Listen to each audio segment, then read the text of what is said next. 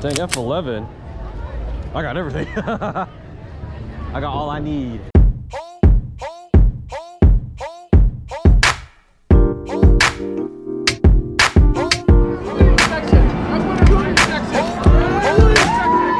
When I was in New York City back in May, I had some of the best street photography experiences and photos that I've ever made in my entire life. One of the places that I didn't have a chance of photographing in New York was Coney Island. Coney Island possesses some of the greatest color palettes and crowded areas that are perfect for street photography, and there are a bunch of characters that I've seen online, and the photographs made there were pretty nice. You could check out Faisal Westcott's channel. He has some videos on that in Coney Island, but because I'm here on the West Coast, I wanted to try to find my equivalent. And then I remembered that there is something like Coney Island over here in the Bay Area, and that's Santa Cruz Beach Boardwalk. Everybody in the Bay knows of this commercial that aired on TV almost endlessly back in the 2000s about the beach boardwalk. So my friend Arnell and I armed up with our own film cameras. He was rocking the Pentax ME and I was rocking my Leica M6, and we were ready to go. So I hope you guys enjoy these photos.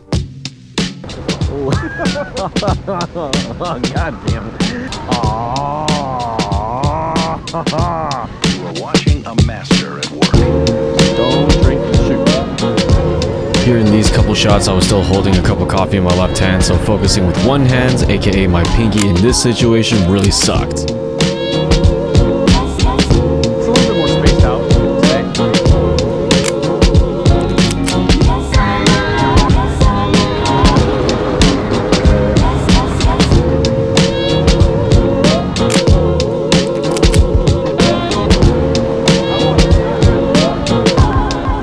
An important lesson in street photography is that you can actually just camp in one location if you really like the composition or the lighting and have the action come to you, especially in a high traffic area such as the Santa Cruz Beach Boardwalk. You don't always have to go walking around looking for subjects when they can just come to you.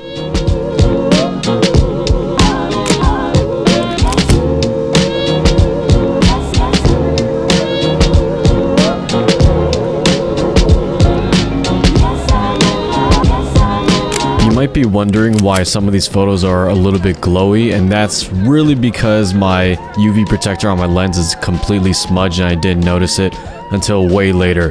This is not a ProMist filter, my UV filter was just completely smudged.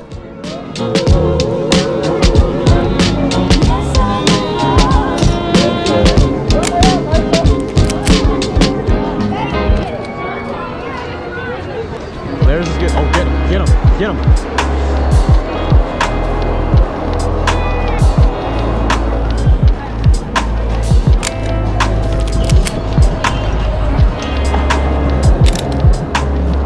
Go top, up top.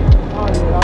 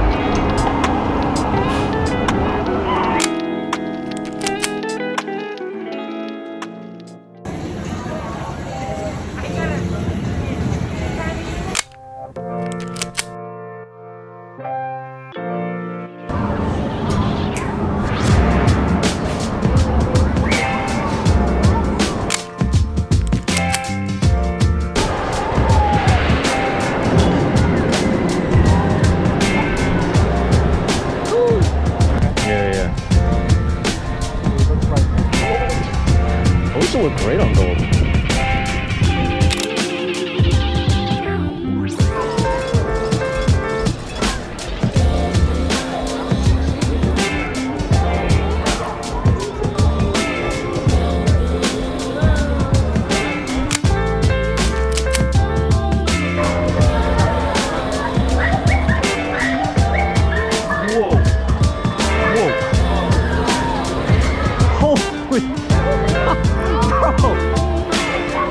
Threw a sandal at me.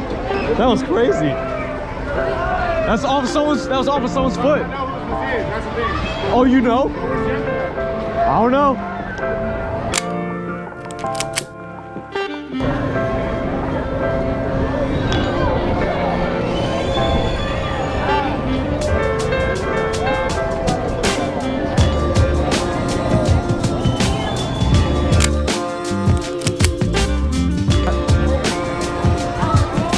Holy cow! Give me that.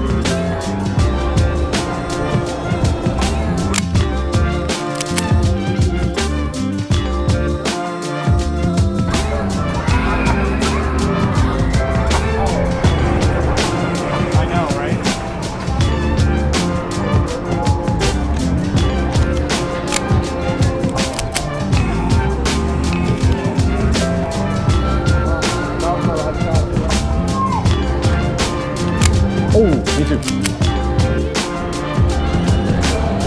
That's a lot, my guy. What's really funny about this door and this corner is that after I discovered like how nice it looked with the lighting and the color combination, Arnell and I camped that location for what I think was like 30 minutes, and I spent a lot of shots on it. Arnell spent a lot of shots on it, and it was just really fun to photograph that door. And the people coming in and out, the employees were really suspicious of why we were camping there, but who cares? Like, we're there, we're not hurting anybody, and we got some good photos.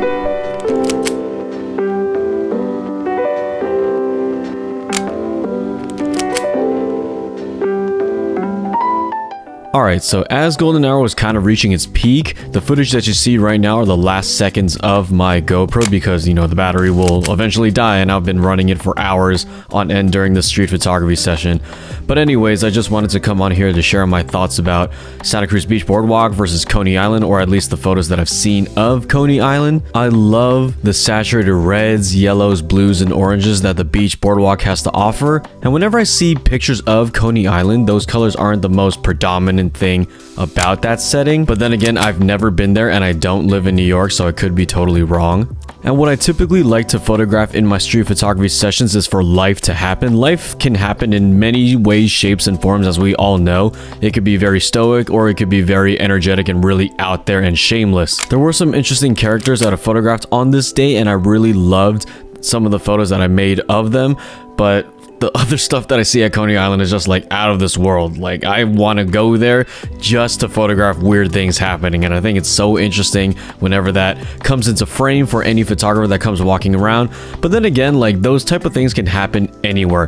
Any crowded area is going to have a high likelihood of someone just being like weird or shameless, or just doing something that captures the eye, whether it's doing something with their hands or with another human being. Whatever it is, I think it's great to have your eye open and your camera ready and just your knowledge of your equipment so that you can capture moments where life is just happening. And that's all I have for you guys in today's video. Thank you for watching another street photography POV video. In the next street photography videos, I'm going to be explaining zone focusing and how I never miss focus, so look forward to that. Make sure you like, subscribe, and comment down below, and I will see you guys in that next video. Peace!